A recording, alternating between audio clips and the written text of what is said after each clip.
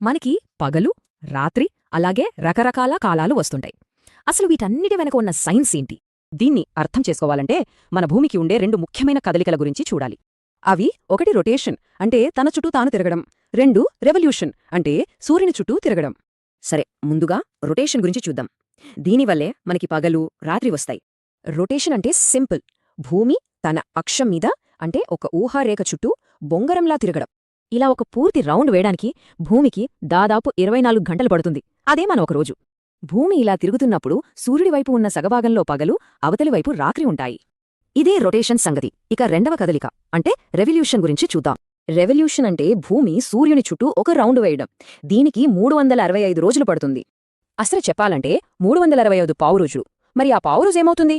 ఎప్పుడైనా ఆలోచించారా? ఆ పావురోజుల్ని 4 ఏళ్ల పాటు కలిపితే ఒక రోజవుతుంది. దాన్నే మనం లీప్ ఇయర్ అంటాం. భూమి తన చుట్టూ తాను తిరుగుతుందనే విషయం మన ఆర్యభట ఎప్పుడో చెప్పారు. ఇది కొత్తేమీ కాదు. కాని ఈ రెవల్యూషన్ మాత్రమే సీజన్స్కి కారణం కాదు. అస్సలు మ్యాటర్ భూమి వంగి ఉండటంలో ఉంది. భూమి అక్షం స్ట్రెయిట్గా ఉండదు. ఇది 66.5 డిగ్రీల కోణంలో ఒక వైపుకి వంగి ఉంటుంది. ఈ వంపు వల్లే భూమిపై కొన్ని ప్రాంతాలకు ఎక్కువ సూర్యరశ్మి, మరికొన్నింటికి తక్కువగా అందుతుంది. ఈ రెవల్యూషన్, ఈ వంపు, ఈ రెండూ కలిసి మనకి సంవత్సరంలో 4 కీలకమైన రోజుల్నిస్తాయి.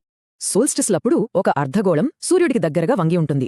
అప్పుడే అతి పొడవైన, అతి పొట్టి పగలు వస్తాయి. అందుకే ఉత్తర, దక్షిణ అర్ధగోళాల్లో సీజన్లు ఎప్పుడూ ఆపోజిట్లో ఉంటాయి. సింపుల్గా చెప్పాలంటే ఇక్కడ చలికాలమైతే ఆస్ట్రేలియాలో వేసవి. ఇక ఈక్వినాక్సిలప్పుడు ఏ ధ్రువం కూడా సూర్యుడు వైపు వంగి ఉండదు. అప్పుడు పగలు, రాత్రి సమానంగా ఉంటాయి. ఒక్క మాటలో చెప్పాలంటే భూమి తన చుట్టూ తిరగడం వల్ల పగలు, రాత్రి, సూర్యుని చుట్టూ వంగి తిరగడం వల్ల కాలాలు మారతాయి. భూమి ఇలా ఆగకుండా తిరగడం వల్లే మనకి ఈ క్రమపద్ధతి సాధ్యమైంది. ఇదే భూమి మీద జీవానికి ఆధారం.